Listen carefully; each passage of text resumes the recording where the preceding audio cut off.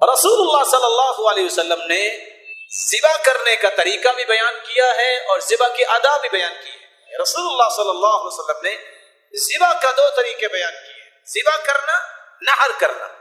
جانور کو بائیں طرف لٹایا جائے، 4 چیزیں کاٹی جائے۔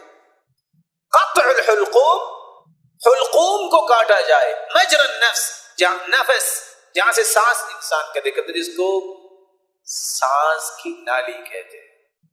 والمری، مجرى الطعام والشراب، دوسری وہ وین جس کے ساتھ جانور کھانا پینا کھاتا ہے۔ اللہ تعالیٰ نے 2 موٹی گلینڈز دائیں بائیں رکھی ہیں، جو حلقوم سانس کی نالی اور مری کھانے پینے کی نالی اس کے دائیں بائیں ہوتی ہیں۔ یہ 4 چیزیں کٹ جائیں تو ذبح ہو جاتا ہے۔ بسم اللہ واللہ اکبر یہ کہہ کے چھری چلائی جائے،